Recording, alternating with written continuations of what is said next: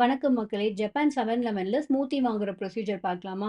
இந்த ஃப்ரிட்ஜுக்குள்ள நெறைய type of ஸ்மூத்தியோட பேக்கேஜிங்லாம் பண்ணி வச்சிருக்காங்க. நம்ம வேணுங்கிறத பிக் பண்ணிட்டு ஃபர்ஸ்ட் பில் பண்ணிக்கணும். நாங்க பெர்ரீஸ் அண்ட் யோகர்ட் சூஸ் பண்ணியிருக்கோம். பில் பண்ணதுக்கப்புறமா ஃப்ரண்ட்ல இந்த மாரி ஸ்மூத்தி ரெடி பண்றதுக்கான ஒரு மிஷின் இருக்கும். அதில போயிட்டு நம்ம வாங்கியிருக்கிற ப்ராடக்ட்ல இருக்க கியூஆர் கோட ஃபர்ஸ்ட்டு ஸ்கேன் பண்ணணும். இதுதான் ஸ்டெப் 1.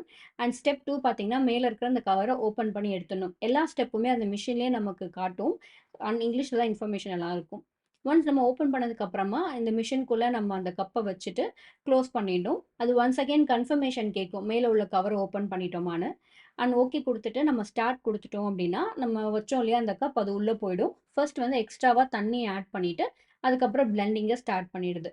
அப்ராக்ஸிமேட்லி ஒரு 70 செகண்ட்ஸ் கிட்ட இது பிளெண்ட் பண்ணுது. ஒன்ஸ் பிளெண்ட் ஆனதுக்கு அப்புறமா நம்ம வச்சோம் இல்லையா பொசிஷன், அந்த பொசிஷனுக்கே அகைன் வந்துரும். அண்ட் மிஷின்ல லைட்டுமே எரிய ஆரம்பிச்சுரும். அப்பன்னா டன்னுன்னு அர்த்தம். நம்ம ஓப்பன் பண்ணி எடுத்துக்கலாம்.